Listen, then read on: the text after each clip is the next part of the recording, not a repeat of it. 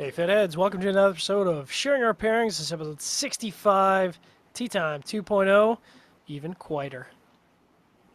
I'm your host, John the Cigar Surgeon. We're broadcast around the world, picked up on the Armed Forces Radio Network. Wherever you're listening in the world, we appreciate you tuning in. If you're listening to my podcast or iTunes or any of those mobile devices, toss us an up thumbs, up vote, up arrow, comment, whatever. Just interact with us. Please interact with us. If you want to drop a line to the show, surgeon at cigarfederation.com. I'm joined by my special guest co-host and the guy who started the show with me, the MFNCEO Logan. What's going on, brother? Nothing, man. Excuse me. Back from India, laying down under, or at least I feel like it. I completed trip number 13 in the bag, and had a quite. Let me just say, I know you're not an American, you're a Canadian, but I have to think that your healthcare is probably somewhat similar to Indian healthcare.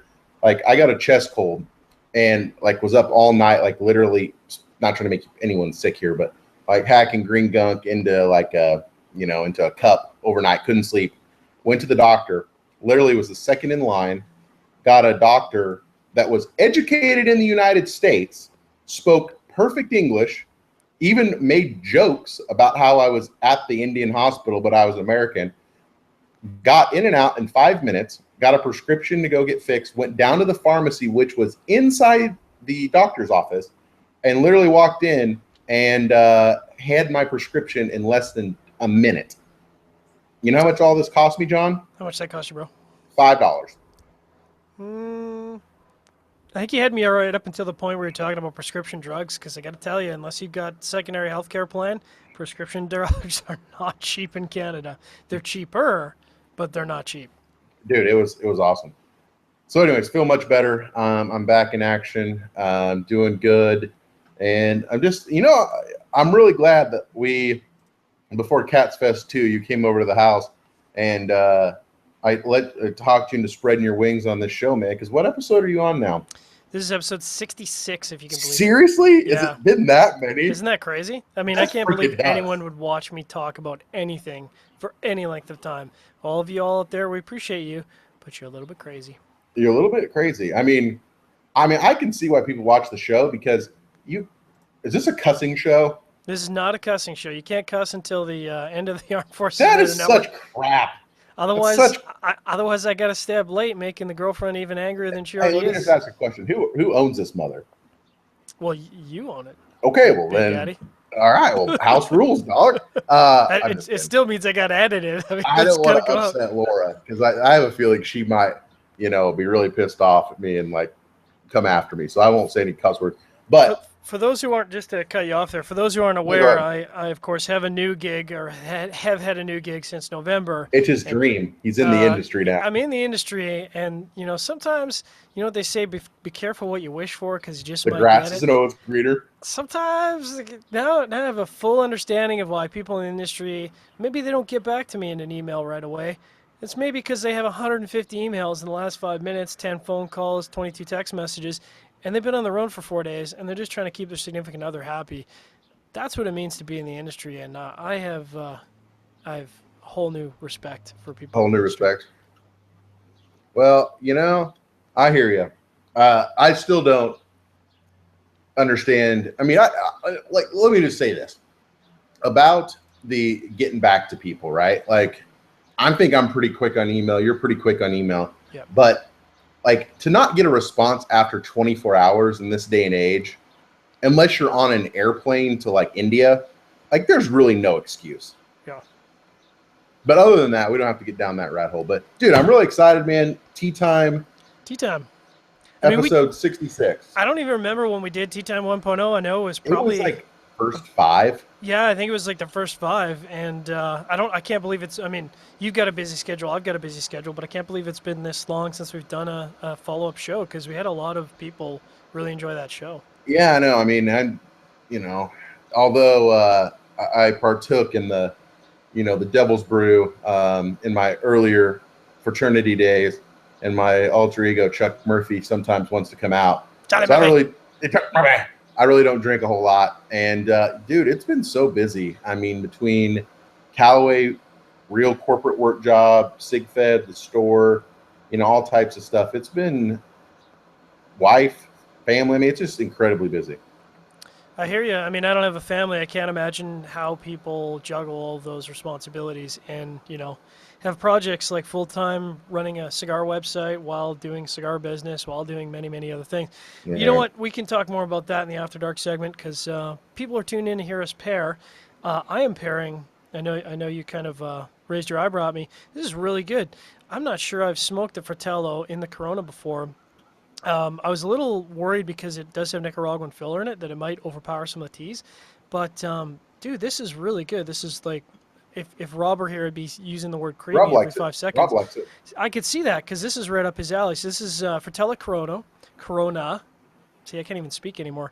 Has a Nicaraguan Habano wrapper, Ecuadorian Sumatra binder, which I think is giving it a lot of sweetness and almost some cinnamon. And then it's got Nicaraguan and Peruvian filler. Peruvian filler. Very odd. What are you smoking tonight? Do you like Peruvian tobacco? I don't know. I mean, I don't know that I I've... don't. No? No. I don't know that I've smoked a lot of Peruvian. I really dig Costa Rican tobacco because, there's a certain someone in the industry who seems to be a master with Costa Rican tobacco. There's some Costa Rican tobacco I like. I'm assuming you're referring to Gracier. Indeed, I am. Okay. Yeah, I mean, he does a really good job, but there's a lot of people that do a really bad job with Costa Rican tobacco. I mean, there's a lot of people that do a really bad job with cigar blending in general. I mean, but I think it's a lot. Let me just say, I mean, not that we're here for a compliment hour, but I think, I don't know if anyone out there would agree with me, I think it is much more difficult. Like I can do it, right? Anybody can blend a decent cigar in Nicaragua. Yep. If you're at, one of the top 4 or 5 factories, or even one of the smaller boutique factories like Black Label or Roma Craft, and you have people that know what they're doing, it's hard to make a bad cigar using Nicaraguan tobacco. But I think it's much easier to make a bad cigar when you're using Honduran, Dominican. I just feel like that. And I feel like to make a really great cigar or a line or brand of cigars using Costa Rican tobacco is like freaking impossible. Well, I mean, to put it into context, because I mean, I agree with part of what you're saying. I think the flip side of that is it's okay. You can make an okay cigar, but it's really hard to make a great cigar. And I think that's what everyone's striving for. We talk about our review system. We're getting way off topic here, but we talk about our review system. And, there's so many people say, well, so many cigars kind of land in that like 80, 85, 86 range. Yeah, because it's not that hard to make an okay cigar that's smokable and whatever, but to actually blow your skirt up, that's pretty hard. And there's, if you look at the number of cigars that score in the box split box buy rating, there's not a lot. Like over the last, I don't know. Ever since years, I quit reviewing cigars, that number's went up dramatically. Maybe you need to come back and be the voice of dissent. Maybe that's what. Do you be Advata the voice of reason? You could call it reason. Sure. Let's go with that. Reason. Let's go with that one. Okay. So of course, I'm smoking. Well, go ahead. Finish. Go ahead. Your thought. No, you want. Go ahead. No, so I'm smoking Surrogate Satin Glove, Mexican San Andreas wrapper, all Nicaraguan binder filler from my father. I don't quote me on this, but I think it uses pretty much exclusively all Pepin tobacco, Pepin grown and raised tobacco. Came out 2014, right at about the same time. Actually, it was earlier in the year, and was one of the top, at least in my humble opinion, one of the San Andreas releases that came out in 2014 and competed kind of head to head with the Jericho Hill by Crowned Heads. So I'll be pairing that tonight. And I apologize, Surgeon. The reason he has this show and it's his show is because he goes out and get like mint freaking julep tea and stuff. I am going to pair the cigar with 3 different brands of English breakfast tea. Bigelow, be wired, son. Well, yeah, that's probably true. Bigelow, what's the other one? Twinnings, and then just some whole ground stuff that you can get in bulk, and we'll just compare that against the cigar. Well, if you're doing a Twinnings, you should save that for last because I am also doing a Twinnings breakfast tea. That's actually one of my favorite English breakfast teas. Oh, a little bit. Yeah, hey. Yeah, no, I agree. Yeah. I mean, you'd think because you think of Twinnings as kind of a mass market company, but they make great tea. It's all solid tea. Yeah, I mean We're part of the East India Trading Company. So it's not just in Pirates of the Caribbean. That was actually a real thing. The British going into China and India and places in like Kenya and places like that, where tea grows very, very well. And that's kind of how Twinnings got started. I don't think people recognize that a lot of wars and a lot of power was decided by the transit of tea around the world. It was kind of a Very big true. deal. It's still kind of a big deal today because if you check a population count around the world, you'll find a heck of a lot more people drink tea than drink any other beverage. This is very true. I mean, that tobacco. Yeah. So So just a reminder to audience, you're tuned into Sharing Our Pairings, episode 66. Yes, that's right. We've had 66 of these episodes. Tea Time 2.0, even quieter. I'm going to start out with my first tea just as soon as it's done steeping here on my patio. So I'm going to do what we call a filler, which is my way of just talking and eating up that time, making you think that I know what I'm doing. So I'm actually pairing 3 teas as well. I'm going to start out with a Numi organic tea. A little bit about Numi. They were started by Ahmed and Reem Rahim in 1999 in Oakland, California, of all places. And the first tea up is a Moroccan mint tea. I kind of dig Moroccan mint tea. I kind of got introduced to it when I went for Moroccan food, and they interesting. had Moroccan tea, mint tea with dinner. And I was thinking, because I'm not really a huge fan of mint in general. Like if you have mint and chocolate, I am not a fan. So I was kind of prepared for it to suck. It did not suck. It was actually quite tasty. Huh. It's quite interesting. Was that your timer? You That's, actually timed how long you steep the thing? yeah, and that's gonna lend. Oh my Yeah, that's God. right. Who Uh are huh. you? The tea Nazi. God, apparently. Your level of accuracy. I mean, other than Rob, the people that I've surrounded myself with on Cigar Federation, like you and Jared, the level of attention to detail and accuracy, I mean, God bless you guys. Thank you, brother. You know, We definitely have attention to detail. So I'm going to take a couple sips here because it is done. That was my timer. It doesn't smell as minty as some of the Moroccan mint tea I've had before. Like I think, I can definitely smell the spearmint, but I've had Moroccan mint tea where, I mean, you smell the spearmint, it sounds like someone opened a toothpaste tub, which is not necessarily a bad thing because spearmint naturally, and we talked about this in the pop show, it was in my birch beer. And I think spearmint's a pretty good palate cleanser without overpowering really your palate afterwards. interesting. Yeah, I mean, that's kind of interesting. I mean, I wouldn't think that it would because I mean, I wouldn't call it menthol, but that menthol-y type of effect, I feel like would kind of actually mess you up. But that's just a guess. I'm pouring more tea. So tell me when you want me to go into my pairing, surgeon. I would say go ahead because I'm just preparing my second brew. I'm trying to time this. I've never had to. I mean, normally we're just popping beer and popping whiskey, so there's not a lot of preparation involved. I'm going to take a couple sips of my mint tea and set up my second brew here. Why don't you go ahead and talk about your first pairing? So my first pairing is the Satin Glove, which we've already talked about, and Bigelow English Breakfast Tea. And I wish I had the packet. I guess I threw it somewhere. Oh, here it is. I did the Yeah, same English. thing. Yeah, English Breakfast Tea. Bigelow actually is a U.S. based company that was founded in Fairfax, Connecticut, and is at least like traditional tea, one of the biggest ones, if not the biggest one, in the U.S. And it actually maintains one of the only tea plantations inside the United States in South Carolina. So it once again, Logan's humble opinion, is kind of a bastard child, I think, to Twinnings. I mean, cost is fairly similar. It's a little bit cheaper, but I mean, it's readily available. You can get it anywhere. But when you kind of pair it with the cigar, I feel like, and I mean, maybe I'm wrong here. I'm still kind of letting this thing cool off because I don't want to burn my mouth sore here.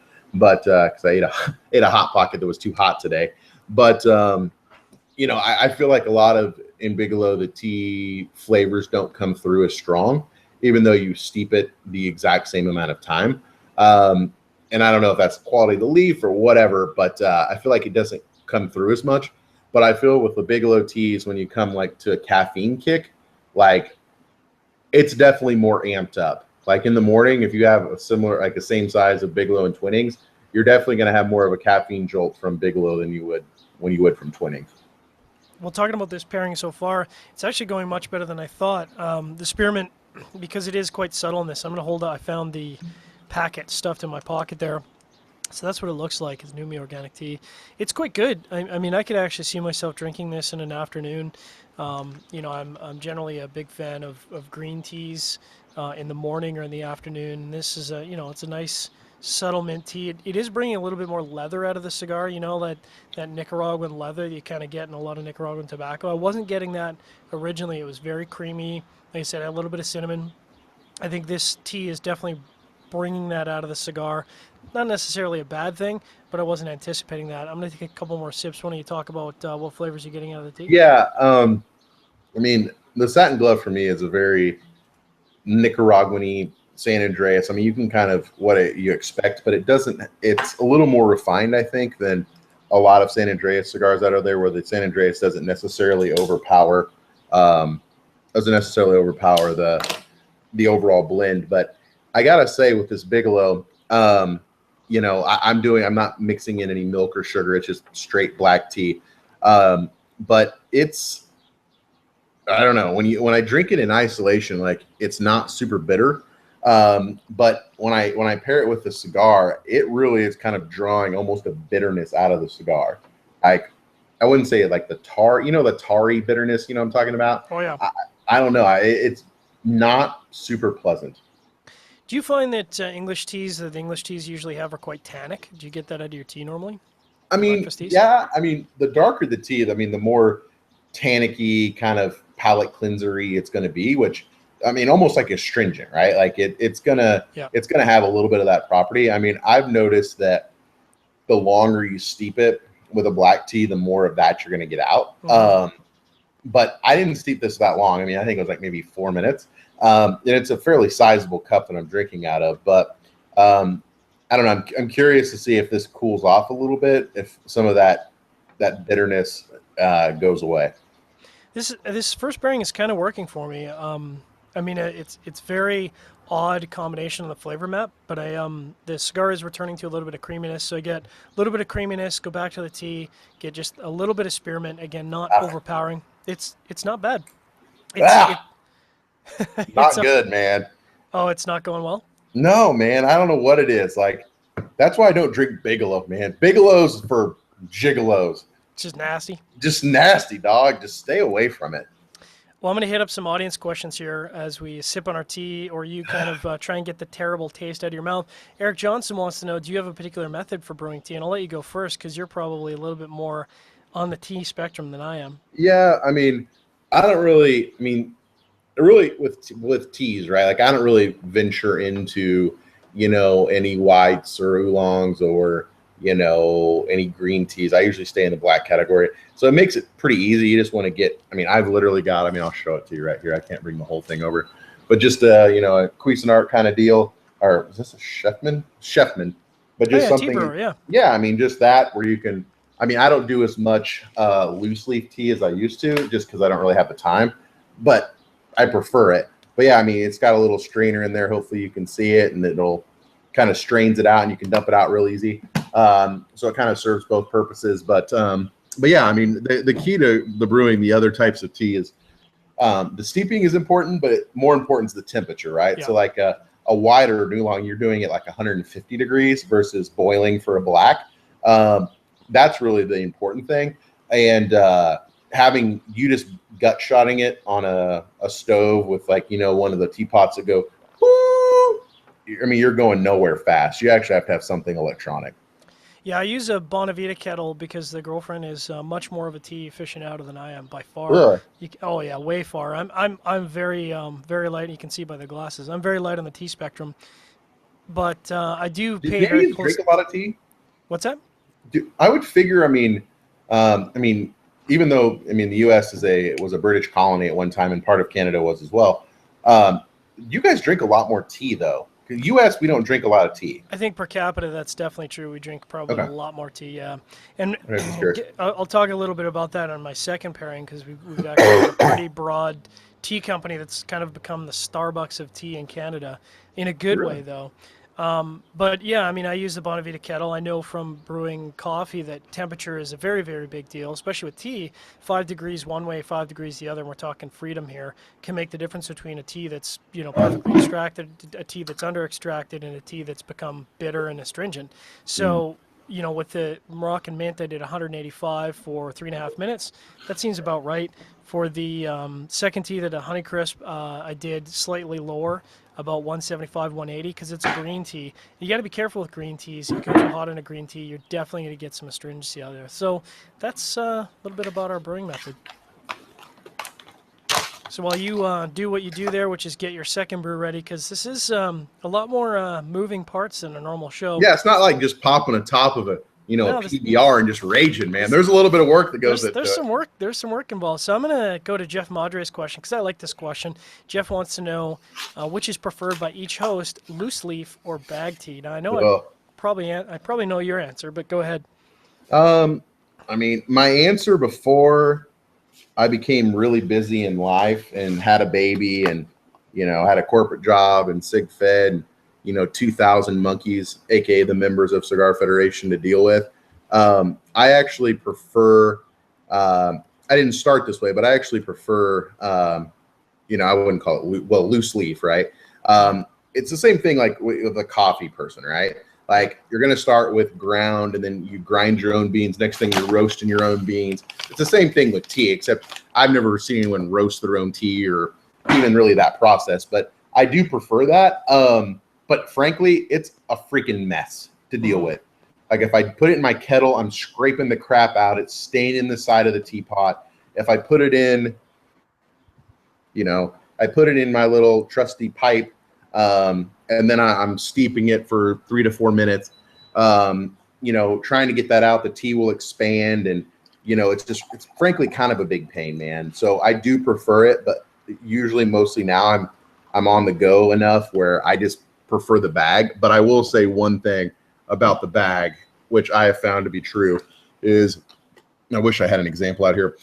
Twinnings actually comes in 2 different bags. They have the ones that are like these, I wouldn't call them vacuum sealed, but are like non-permeable or permeable, like almost hard plastic kind of bags. Yep. And then they have ones that are more paper-like. Yep. And I have found that the tea quality in these, because you're not getting the tea as exposed to air as much as the regular ones, seem to taste a lot better and keep a hell of a lot longer, in my humble opinion. Well, I mean, I think you nailed the perfect analogy, drawing it back to coffee, because it's like doing a pour over on coffee. You can take all this time in the morning to make a really great cup of coffee, but sometimes life gets in the way. I think one of the things that we use in our household is these little tea strainers that fit loose leaf tea. So they basically sit in a cup. You pour the water over top of it, and then when you're done, you pull it out. It's a stainless steel unit that sits the loose leaf tea in it. Then when you're done, you take it out, dump it in the garbage, you're done. Easy peasy. Obviously doesn't work if you're doing more than one cup, but they've got a similar idea for a pot. It's just a larger unit. And those work really well. We actually do a lot of loose leaf tea, partially because, I am a bit of a snob when it comes to coffee. I'm certainly a snob when it comes to tea. And I mean, you nailed it. It's a quality of tea. If you get loose leaf tea, it's going to be fresher. It's going to be better. Not everyone can spend the time to do that, but I think if you have the opportunity to do that, it's not that hard. I mean, geez, getting a teacup and the strainer is like $6. It's not very expensive at all. It's not expensive. And I would agree with you. I think that it just it's like cigars, right? Like, I mean, there's people that smoke maybe one cigar a year and they don't even have a humidor. They go down the shop, and then there's people like Surgeon who have thousands of cigars and a freaking I have one or two. Yeah, and have freaking a local weatherman inside his humidor to tell you how much humidity's in there and the direction of the wind flow and everything else. This is blah blah blah. I'm telling you the weather inside John's humidor. Pretty much. It's pretty dry, and you better put some more water in there, John. Exactly. So I mean, you define your level of involvement, right? But I think with tea, it's pretty easy with what's out there. A good cup of tea, either way you go. Absolutely. Just a reminder to your audience, you're tuned to Sharing Our Pairings, episode 66. I'm your host, John the Cigar Surgeon, joined by my special guest and the person who started the show with me, the MFNCEO Logan, who owns Cigar Federation. We're doing Tea Time 2.0, even quieter. I'm excited to get into my second tea here because I don't want it to get too cold. This is I don't have a bag to hold up because it's came in a big container, but this is from David's Tea. David's Tea has become, and I don't want to call it the Starbucks of tea because it kind of, Starbucks has got a negative connotation to it, but they're a really great tea chain here in Canada. They opened in 2008 in Toronto, Canada. Everyone knows where Toronto is. Today they have over 150 different kinds of tea in their shops, and they have exclusive blends that they get Seriously? for. Yeah, dude, it is like tea mecca. And the thing is, I can probably drive. And that's all they sell, just That's tea. all. That's all they sell. I can probably drive 5 minutes now, maybe 8 minutes from my house, and find a David's Tea. It's just like it's as proliferous as Starbucks. Do they serve the tea, or do you just get the bulk stuff there to take home? You can absolutely get them to Or serve do the both? tea, but you Right. can get tea to go. Yeah, they'll make you the tea on the spot. They've got all the tea making gear, and then they've got just an entire wall of more tea than you've ever seen in your life, and it's all fresh, right? That's the great part. You can go in and That's get all awesome. this funky cool tea. That's really cool. There's different places, not like that in the U.S., but I mean, tea is just not as popular. I mean, you can find places like that with coffee in the U.S., like coffee head shops and stuff like that. But like, yeah, I mean, you'd be hard pressed to find a tea shop that has exclusive house blends made direct from manufacturers. I would be shocked if you found something like that in the U.S. I mean, maybe there's a market there, but maybe there's not. Like you said, if there's not a lot of tea drinkers down in the United States, that could be a failed launch. Out of everybody I know living in Austin, which I mean, obviously through the course of time, thousands of people. And dude, I think I'm the only one that drinks tea. Wow, Now, sweet tea is a different story. Everyone drinks sweet tea. everyone drinks some tea. That makes me want to bring a couple tasters of David's tea down for you and get some funkified. Dude, I know. And speaking of, is that I think Cigar Federation may or may not be represented at Cats Fest. And I was going to see, are you coming down or not? I don't even know when Cats Fest is. I'm so out of touch. It's Memorial Weekend. And being a End of May. Canadian, I don't know when Memorial Weekend is. End of May. End of May. Nope, I will be on site opening our umpteenth, hundredth, and whatever cigar shop in the bustling metropolis of Tabor, Alberta. I thought you were about to say Biloxi, Mississippi, or some Pretty much. No, pretty much Biloxi, Mississippi. yeah, it's. I mean, it's not in the middle of nowhere. It's less in the middle of nowhere than the shop I just opened last weekend, because it's only about a 2-hour, 45-minute drive for me, which is not too bad. But Oh, I mean, well. it is in the middle of farm country, which is part of the attraction of the shop. But people aren't here to listen and talk about my shops. But that's where I'll be. I wish I could be at Cats Fest. It was a lot of fun. I think even if I wasn't to open the shop, I think traveling at this stage of the game would probably put me in a pretty precarious position with my significant other. Yeah, I can hear you on that one. Yeah.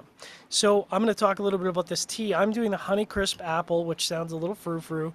It, of course, does have apple in it. It's also got blackberry leaves. It's a green tea base. It's got some hibiscus and some pear. I got to tell you, it's pretty tasty. I think you might actually like this. It's almost Cool. it's almost like have you ever had a sweet tea that's got like a little bit of honey and maybe a little bit of fruit juice in it? Like if you were to mix honey sweet tea with like a little bit of pear, that's kind of what it tastes like to me. It's Hmm. quite good, but it's hot. That makes it sound not as good. Yeah, okay, fair enough. Maybe my description is bad, but I mean, there's No, I lots mean of the pear sounds good. I mean that actually yeah. sounds quite nice. Yeah, it's got a little bit of apple in the nose, but a lot more pear. And then when you taste it, you know how normally if you get an apple infused or pear infused drink, that kind of dominates the drink. Like Yeah. that's all you taste. I don't get that. It's a lot of honey. It's sweet, but not too sweet. And this is like straight. I haven't added anything to this. This is very, very different than the first tea, and I'm surprised it works. I was kind of expecting this to be the worst pairing of the night. Well, that being said, I haven't paired it yet, but I've been taking some sips, and it's quite a good tea. What do you got going on for your second tea of the night tonight? So my father-in-law visits this place, nuts.com. And it's like it was started There's in a the joke in there somewhere.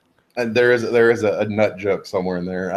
But yeah, nuts.com, they're a mom and pop place, sell bulk stuff online. So I mean, you can get candy, you can get chocolates, nuts, coffees, teas, and it's not like for example, a certain brand. It's just their kind of house blend or their house brand.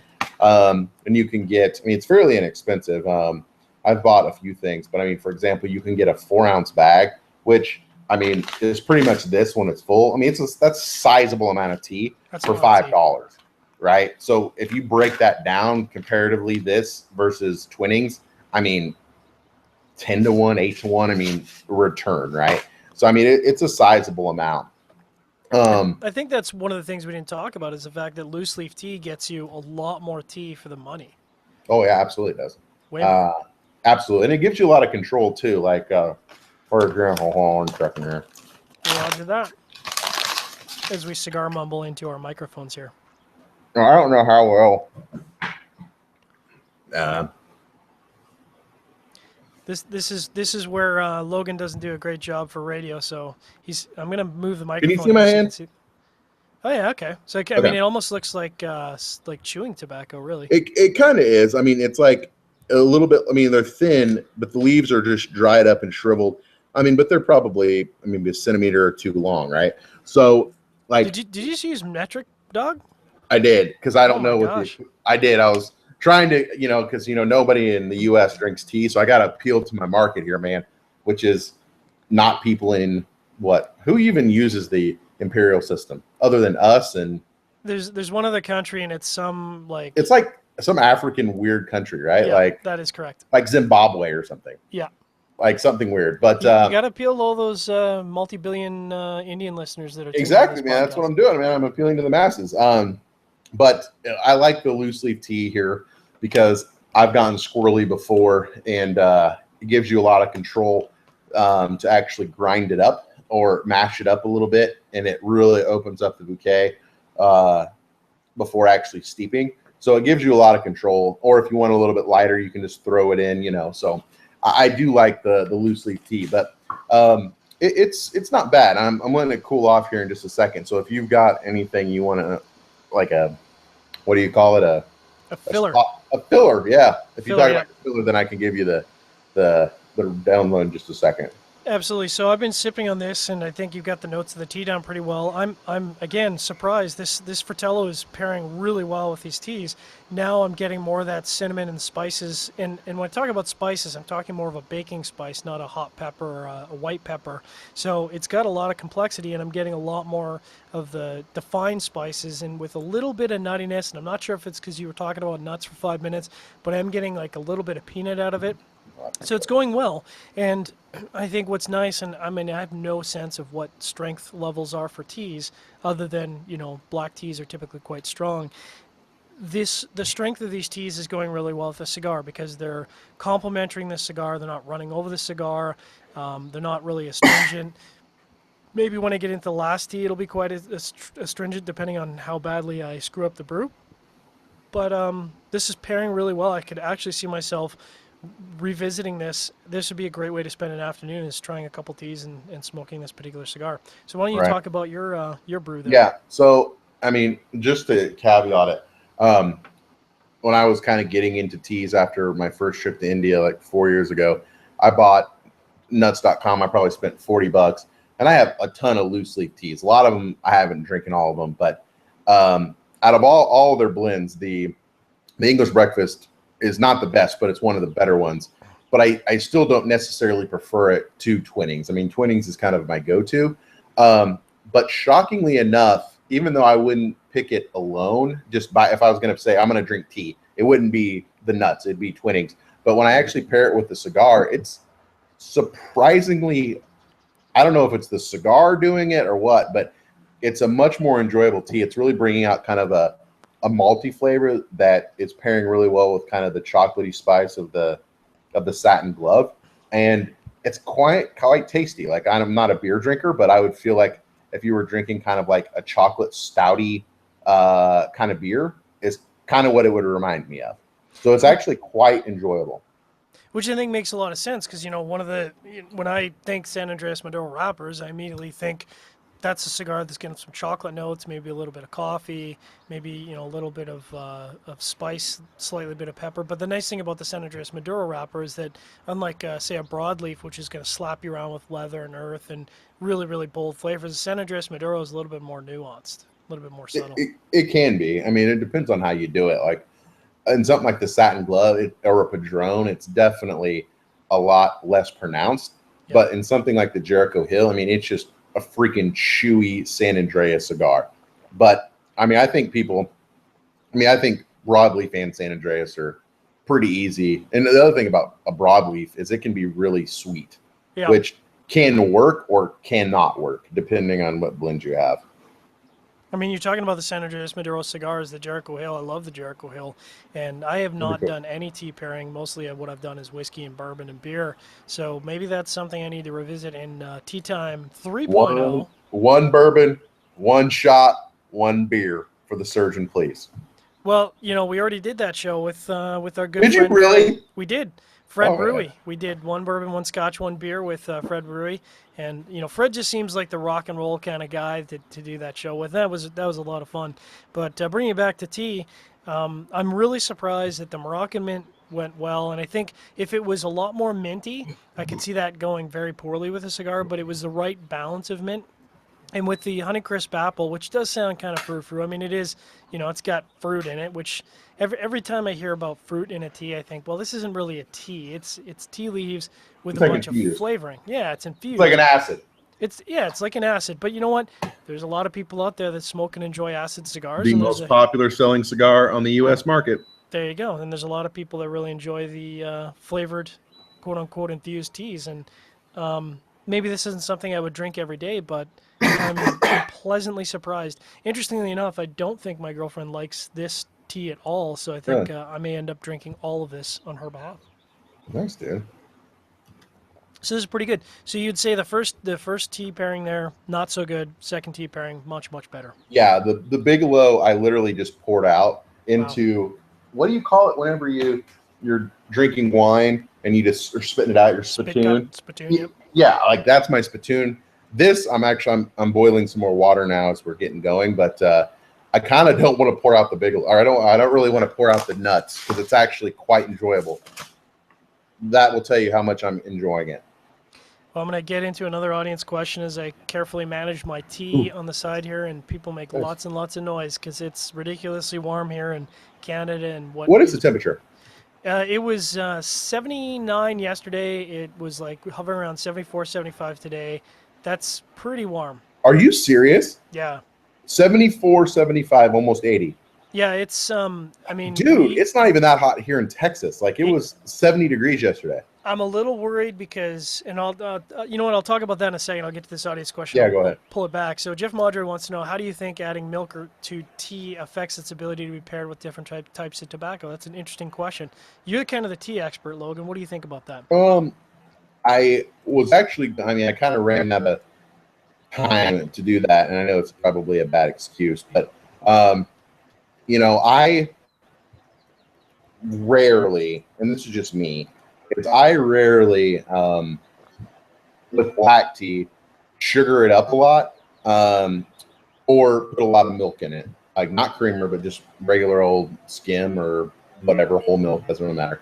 But what I'll say about that is that I actually had it on the airplane going over to India on British Airways, obviously, and with that, and I don't know how it would necessarily affect the milk. I think the sugar could really dominate because it can get a little overwhelming if you have the wrong amount. But I've noticed is that when your tea is warm or hot, the milk and the sugar with the tea go very well. But once it starts to cool off, the milk and the tea, for me at least, do not seem to go as well. Like it's almost like they don't really complement each other when they're cold. And I don't know why that is. Maybe that's just me. Maybe I'm just weird. But it's not as enjoyable for me whenever the tea has gotten cold and there's milk and sugar in it. I feel like it's kind of the same thing with coffee. I think people often use milk or sugar to hide the problems in the coffee. That is, if you've got a coffee that's really bitter or too strong, that's because you haven't brewed the coffee right. I mean, if you've brewed a cup of coffee properly, you should actually be able to drink it black. You don't have to drink it black.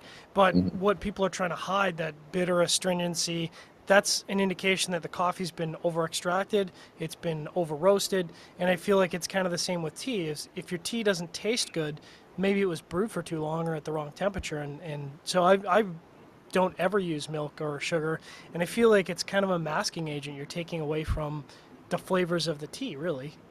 Right. No, I mean, I think you can do that. I mean, and I don't even really know. I mean, I'm going to want to research this, but I'm not even sure where the milk and the sugar, but where the milk and the sugar idea came from, because the whole idea of drinking tea to begin with, or beer, was that the water was bad, and that, it was not good water. The water could be bad, and they boiled the water and then added something to it so it would kill it, but it would still be better than drinking boiling water, right?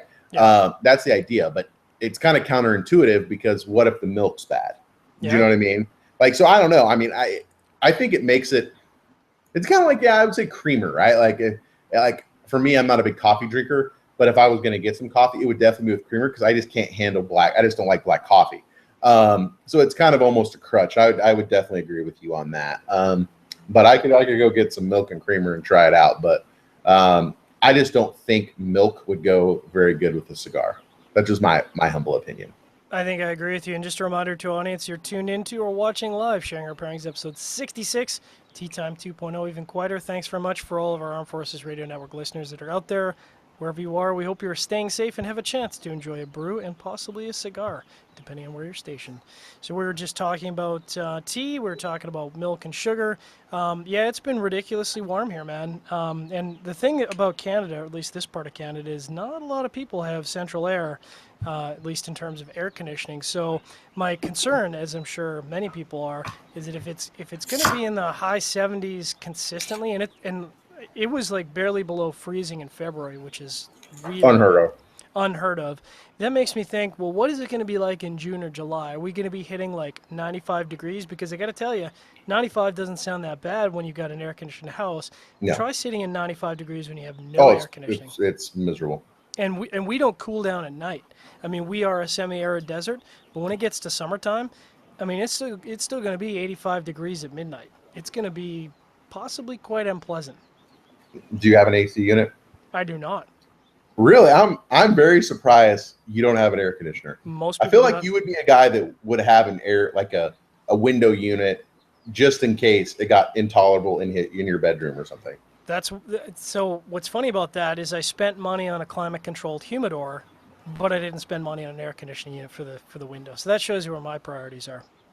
Maybe that's why your significant other's real pissed off right now. There are many reasons. And there are so many reasons. And they're all completely valid. So getting into the last pairing here, I am going with Twinnings. I love Twinnings.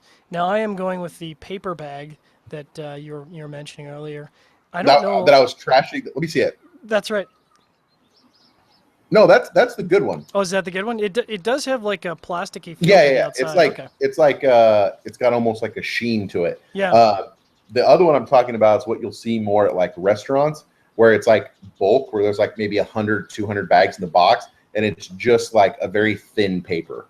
And those to me can get almost kind of stale. Because I mean, it's not like I drink 8 cups of tea a day, right? I might have 1 in the morning. Yep. So by the time I get to that 100th one, like, or I wait longer, I go a couple 6 months, like it can get pretty dank, at least in my opinion. Yeah, I could definitely see that. Now, I didn't write down any details about Twinnings, so maybe you can talk. I can tell you everything that you want to know about Twinnings. Perfect. Twinnings is go ahead. Oh, you want me to or not? Please do. Okay, yeah. Twinnings is an English-based company. It was one of the it was the first, I guess, qualified tea companies that were in the United Kingdom. And yeah, I mean it's been started since, what was it, 1706, I think? Yeah, wow. 1706. And where they kind of got part, it was that they would travel around with it was part of the East India Trading Company, which, as we know, was kind of like almost a military arm of the British, and did a lot of other things too. You know, they had trading and export, import, stuff like that. But they, you know, going to, for example, India and China and Kenya and Sri Lanka and all these places where a lot of the black tea is grown, and just so happened to be places the British conquered.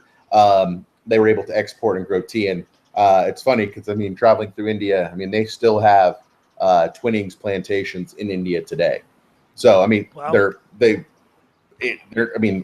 not like, you know, like a plantation in the sense of like they have like Indian slaves or anything like that, but, you know, more of a sense that they still have land rights and land ownership there, and have been growing tea there for, you know, over 300 years. So, I mean, it's a long-standing company. Well, this Twinings tea has a lot of different. So you think about an English breakfast, and I think maybe a lot of people think English breakfast tea is quite boring or quite basic. But No. this actually has a blend of 5 different regions of tea leaves, including Kenya, Malawi, China, Indonesia. So, I mean, it is a blend of many different tea leaves around the world. I'm going to take some sips here. Maybe you can talk a little bit about. Have you had a chance to sip yet? No, I'm still, it's still steeping, my friend, but I will very shortly. All right, well, maybe I'll talk a little bit about. I like English breakfast tea. I mean, it is kind of my philosophy on tea and coffee in the morning. Is in the morning I tend to want something that's a little bit more full-bodied. I'm gonna pause myself here as I cough. And yeah, see how quick I was on the mute there. You're pretty good, man. Very, You're way very better than me. professional. I like a bolder drink in the morning because, you know, there is that aspect of waking up. There is that aspect of, you know, my taste buds need to be shocked a little bit in the morning. And then when I'm in the afternoon, I'm probably not going to go with an English breakfast. I might go with another black tea, but something a little bit subtler. Drinking this at, you know, it's almost 8 o'clock at night. Mountain Standard, the only standard that matters. And, you know, it's a bit much. I mean, English breakfast has a lot of different flavors to it. It's got a smokiness, it's got some earthiness, and it's still working with the cigar, but I don't think it's bringing out of the cigar the notes that I was getting from the 2 previous pairings, and that could just be because this cigar is a little bit more nuanced than, say, you know, a Surrogates, which is going to be a little bit stronger, a little bit more in your face. Right. I mean, I can definitely agree with that. I'm about to take my first sip, but you know, I think Twinings. This is my English breakfast. You know, it's kind of I mean, there's a lot of different teas out there, right? And it's not my favorite tea, but it's kind of an everyman's tea. I mean, I think most people can enjoy an English breakfast and find some sort of solace in it, right? It's kind of like a cigar that, you know, everyone kind of digs and can get along with. And because, I mean, it's got kind of a wide variety of components that people can find solace in. But I like Twinings. I just think the ingredients are quality. But when you're talking about pairing it with, you're exactly right, with like a Fratello, I think it would, like the maltiness, a little bit of the earthiness, and it's almost the I wouldn't say astringent properties, but the kind of like the twang that you get probably would completely dominate like a lighter cigar like a Fratello, versus it actually stands up very well to the Satin Glove. Yeah, and I think, you know, we talked a little bit, I don't know if we said at the beginning of the show, but I can see why Rob's, and I know, you know, after smoking with you guys for many, many years, I know Rob's palate pretty well, and I can see why Rob goes nutter over this, because this is more in the, you know, it is a medium plus bodied cigar, but it's not full of spice. It's not full of that oomph, that nicotine punch in the face that I know you tend to gravitate towards. So Yep. this isn't really the type of strength of a cigar that you necessarily want to pair with this English breakfast. It might go with a lot of other black teas, but I don't know if this is the best pairing with with this particular English breakfast. Right. Yeah, I mean, one second here. Roger that. I mean, even with, I mean, you won't believe this, but dude, I have been on a Connecticut kick in the mornings, What? which is so out of character for me.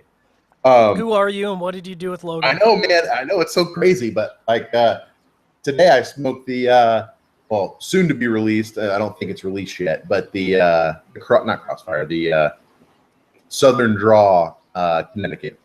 From Robert. Well, yeah, quite enjoyable. But I've been smoking a lot. I mean, I've smoked through my ration of the Tiger Kitty Soft Paws. I've been smoking Shades, and personally, for me, I still think it goes with. For me personally, I still think. I mean, I'll still drink an English breakfast tea in the morning, and it will go well because maybe it's because I'm not a huge Connecticut fan, that the body and everything of a little bit stronger tea goes with the cigar and helps maybe amp it up a little bit. Whereas I think if I was drinking something like, what was the other one, Asami or whatever, the green tea, or Umami or whatever. Oh, the something Numi, yeah. Numi. I think if I was drinking something like that was lighter, then I probably wouldn't enjoy it as much. See, that's really interesting, and you bring up a really interesting point because, you know, the number one pairing with a Connecticut shade wrapper cigar is coffee, and coffee tends to be a very dominant drink. So that's, you bring up a really good point that you wouldn't think the strength of a coffee and the strength of a Connecticut shade, which is not a strong cigar typically, the way they're normally blended traditionally, would go well together, but that's a match in heaven. That's probably one of perfect pairing. So that's interesting. Yeah. But yeah, I mean, I don't know. I mean, it's I mean, and it works well. I mean, and I've noticed that, at least for me, I've been smoking a lot of test blends lately. Teaser, knowledge drop, drum roll, and with the Connecticut, I feel like it wakes up my palate a little bit better versus assaulting it with something and then trying to smoke test blends. I can never smoke, and this is weird probably that most people are going to say this, but if I smoke test blends, it can't be on the first cigar of the day. I got to wake up my palate first. That is interesting. That's very much the opposite of my palate. I'm going to sidelong to a question here from Eric Johnson. He says the furthest he's gotten with teas is nicer tea bags. Can you give some advice on tea to try, looser bag that you find pairs well with a lot of cigar varieties? And we're kind of talking a little bit about that. So you're saying that, you know, in the morning, like an English breakfast and a Connecticut shade cigar goes really well. Works very well. That's interesting. So one of the things on our last show that we did, I had that Lapsang Souchong. Oh, dude, that's trash. You know, it's so funny because how could you like Scotch? I can see how you would like it, but I don't like that peaty, heavy, smoky, fire curedy, salty stuff. But I can see how you would like it. Well, and it's so funny because, you know, that's exactly why I like it. And I think, in a way, if you gravitate towards Islay whiskeys, you know, and that's obvious. Yeah, you'll like it. And it's a very, very strong tea. So it's sort of, I think if you had a Connecticut broadleaf wrapper, a cigar, like even, I would actually think anything from Skip, you know, any of the Roma crafts might go very well. Yeah, that might be an interesting pairing with would do well. Yeah. But, you know, I think there's there's so many teas out there and there's so many cigars out there. I think, you know, the pairing advice I would give is kind of similar to the way we do with whiskeys or beers, is that if you've got something that's going to be really spicy, try to offset it with something that's a little bit sweeter. Like, I think a really spicy cigar would be interesting with a Moroccan mint tea because the mint plays off against that spice. You know, you're talking about the English breakfast pairing off against a Connecticut, and they're contrasting, but sometimes contrasting is better, yeah. Yeah, no, it definitely works. I mean, you know, I mean, if you haven't really tried teas, like I recommend to everyone, right? Like if you're getting into cigars, don't go buy freaking 10,000 cigars before you know what you like. And then you're in the pipe tobacco situation where I've got literally 38, well, maybe 40 pounds of pipe tobacco, half of which I will never smoke because I don't like tobacco, bro. I know, dude, it's ridiculous. Which most of it I'll never smoke because I have found that I don't really like straight Virginias. I hate aromatics. And the only thing I really gravitate to are Balkans and some English blends. So I would say go and find like, you know, Nicaraguan or, you know, like, well, not related to cigars, but find your normal kind of rotational cigars that you like, and then go and buy a box of, you know, Twinnings English breakfast, get they call it Ceylon, but it's Sri Lanka. Basically, tea grown in Sri Lanka, which is a little bit, even takes English breakfast up a notch, and then do something a little bit lighter, like a Derlinging, which is a little bit more, I wouldn't say fruity, but a little bit more bouquet, a little bit more floral, and try all three of those, and just give it a shot. I mean, you can pick up those teas for 20 bags for like maybe $3 each. So under $10, you can go experiment with a bunch of different cigars, and that's what I'd tell you to do. Now, I was kind of poo-pooing this pairing, but the English breakfast, and I don't know if it's tannins that are in it, but it's actually bringing a little bit more sweetness and almost a fruit, like a stone fruit sweetness out of the cigar. Right. I still don't think it's a great pairing. I think if I were to pick my favorite pairing of the night, and I can't pick a a tie between the first one and the second one. But I think I'd definitely go with that Honeycrisp apple. To me, that was soft, but still had a lot of fruit characteristics. It was really, really well with the Fratello. I think the Moroccan Mint, a very, very close second. English breakfast, not the greatest pairing with this Fratello, but this Fratello I think has a lot of capability to be paired with a wide variety of different teas. What was your favorite? Obviously, the first one's out, but well, yeah, the Bigelow was absolute trash. If you drink that, then what is it? Fool me once, shame on me. Fool me twice. What the hell is the quote? Fool me once, shame on you. Fool me twice, shame on me. Like, don't do it. Then normally, I mean, honestly, I gravitate, like I said before, is that if I'm going to straight up just pick a tea to drink, it'd be Twinings. But I have to say that the nuts, nuts.com English breakfast actually did very, very, very well. And I would say almost edged out the Twinings. It has brought a little bit more maltiness to this. I think it worked with the San Andreas a lot more. I think it might be partially that this thing is still really piping hot, and where I burned myself today. I'm having struggling a little bit drinking it, but I would actually say the nuts was quite enjoyable. And if there's anybody out there on the show, well, the first person that wants to try the rest of the bag of nuts.com, first person to email me, Logan at cigarfederation.com, and you have to put nutsack in the subject line with your name and address. I'll send you the rest of the bag if you're interested. There you go. So thanks very much for everyone for tuning in to our Sharing Our Pairings episode 66, Tea Time 2.0. We'll be back tomorrow night with Cigar Chat. We're going to have Storm from Cats, and we're going to have CFW on, which could be interesting show on Cigar Chat at our regular time of 8 p.m. Eastern Standard. So check that out. We'll be back with a pairing show next week. A little bit in the air because we're shuffling schedules around, but thanks very much. And as we always say on Sharing Our Pairings, drink better, but drink less.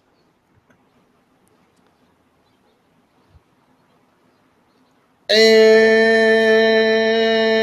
we're fucking back. There you go. I've missed your intro to the After Dark.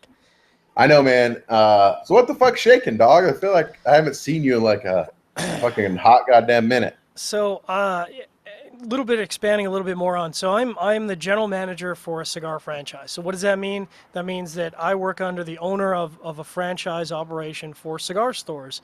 So that is every bit as busy as you could possibly imagine. We started out the year at 9 stores with multiple signings going on. Our goal for the year was to go up to 15 stores by the end of the year.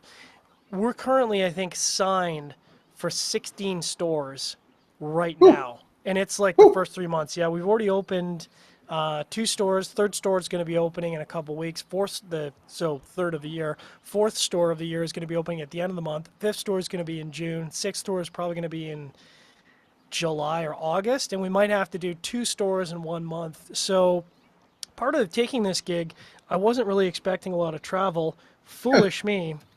So now I'm traveling around because, part of setting up a new store is doing merchandising and training and helping them get on their feet. And it's fun, but my significant other, not a huge fan of me taking off for 4 or 5 days for work and, going to parts unknown and being out of contact. So that's been an interesting challenge for me. Yeah, I mean, it's I'll definitely say that I travel a lot for work and I'll do international. I mean, I don't do 2.5 month stints overseas like I've done in the past now with the baby. But the key to work travel is start it when you first move the job, and if you haven't traveled, it definitely takes a little bit of a hump to get over and get used to, especially if the other spouse doesn't travel. Yeah. It's very, very tough. So I do not envy you. It is tough. And I mean, my calendar, I said on Facebook, my calendar looks like a rainbow threw up all over it because I'm literally balancing every evening to 45-minute blocks to make sure that I'm covering support for the franchises, that I'm, getting my reviews in like a good soldier for Cigar Federation. Of course, we got our weekly show, which used to be bi-weekly, but you crazy people out there seem to want to tune in on a weekly basis. So we're delivering content in spades this year with all our guests.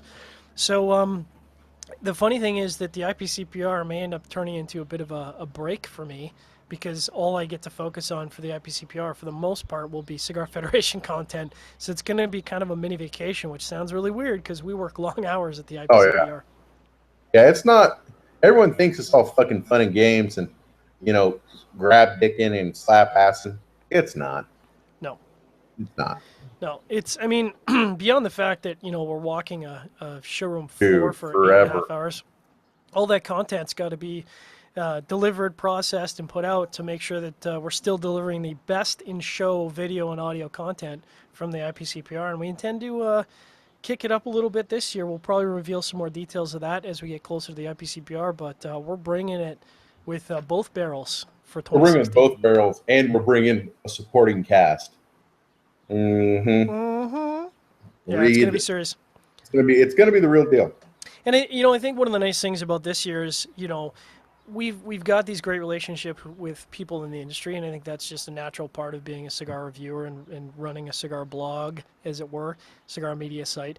But we haven't really had in the past had a lot of opportunity to get out of the hotel and spend some time with those people. And I think we've got a much better balance this year where we'll be able to go out, work some deals, talk about some of the things we've got coming on the shows, book guests, all of that stuff we weren't necessarily able to do in the past years. So, anyways, we've talked lots about the IPCPR. When is your next travel to India? You seem to be going to India like every couple of months. Um, no, I just got back. I mean, I actually haven't been since last 2015, late June, early July was the last time I was over. So it's almost been a year since I've been back. I mean, things are pretty stable with our operations. I mean, the only reason I went over, I'm going to probably have to go back once or twice more this year, is not to get too in depth on, the Indian employment economy, but we've done a great, I've done a great job, not to take credit, but it is kind of credit due to me. I've done a great job building a team of about 50, social analysts out there, getting them trained, process procedures, getting them to understand what we're doing. The problem is they're doing so good that other companies like Accenture, Deloitte are setting up similar operations out there, and they're hiring my people kind of sight unseen for 50% promotions. It's kind of hard to fucking keep up with that. So rebellion, and I don't know if I did a good job or not. Well, I guess we'll find out later in this year, won't we? Yeah, we're gonna know probably in about 3 months if Logan was able to sweet talk some people, but I don't know how well I did. So here I am complaining about my schedule, and of course you've got a baby that's how old is Callaway now? 2.5? She'll be 2 years, July 29th. So at 29th, she'll be 21 months? That's right, because she's an IPCPR baby. Yeah, she's old, man. She's old. So that's Dude, gonna be tough to balance that in Cigar Federation, which entails a lot of complexities. Yeah, I mean it's not easy, but I mean I have to give all credit due to my wife, who, I'll admit it was much tougher because literally Allie was off for 3 months for maternity leave. She went back to work on a Monday. We put Callaway in daycare because we both have corporate jobs, and then on Saturday I went to India. Wow. Yeah, so that was pretty stupid. Stress levels is going to be a little high from that. A little high, but I think it was good because I kind of broke her in, and I try to do things to help make her life a little bit easier. Like I'll take care of the backyard before I leave. I'll cook like 10, 15 pounds of chicken so she can just, I'll smoke it and we'll cook it. So that way she can just throw it in the microwave and warm it up, do those type of things to make her life a little bit easier. But I have to admit, she's been out on a business trip the last it'll be 4 days.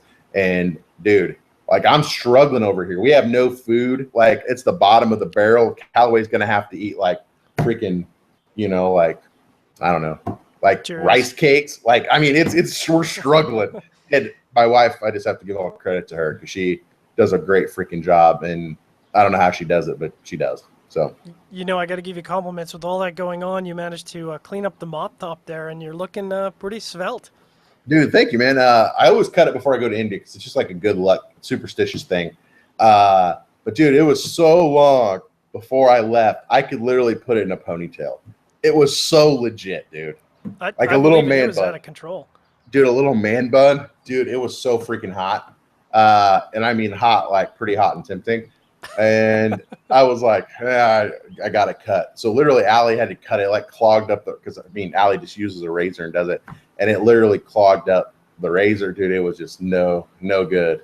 But yeah, thank you, man. I'm trying to look a little more dapper.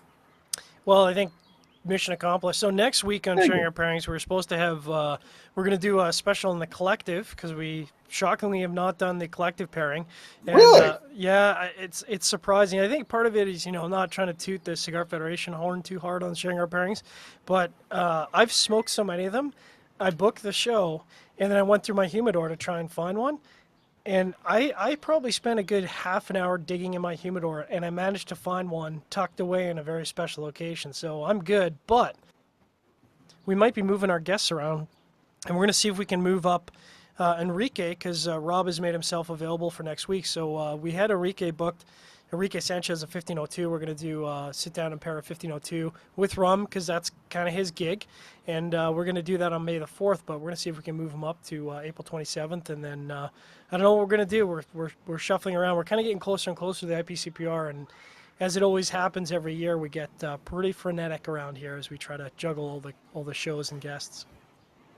Yeah, no, absolutely. So there's going to be no show on May the 10th. Rob's going to be out of town. I'm going to be out of town. We might try and see if the golden voice of Matt can do a pre-record show with me to do a beer pairing. We have yet to get Matt on Sharing Our Pairings, which is really quite a shame given how much beer that guy drinks. So maybe we can do a He's pre-record. got problems, man. He might have a beer problem. It's quite possible. Like his, what is it, Untapped was when we started doing the math. Epic. It was more beers than days in the year, and those were just unique. Yeah, dude, it was pretty awesome. So we're going to try and get him on a show. Maybe we can do a pre-record for May the 10th and still deliver some quality content. After we come back, we're going to have Tony Bellato on, which will be a great show. We haven't had Tony on since last year, and we've got Cigar Chat guests booked out. We're going to have to fill that in. Again, we're kind of scrambling as we get closer to IPCPR. Everyone gets pretty busy with all the traveling around to cigar shops, getting ready for the IPCPR. And then June is always the toughest month because everyone is kind of in show mode. And who knows, you and Rob may end up doing some Cigar Chat shows where it's just the two of you shooting the shit. Yeah, I mean, good thing with IPCPR is everyone wants to get on the show. I mean, I don't know about Sharing Our Pairings, but with Cigar Chat, most people want to get on the show right before the trade show. So those are actually, the week of the show is tough, but like up until that point, it's not hard because everyone wants to talk about what they're going to be doing at the show before the show. Well, it's always a good preamble for the IPCPR, and I'm sure we're going to have a Cigar Federation only show, trying to release some of the content that we've been teasing about what we're going to be doing for the show. But yeah, it should be good, man.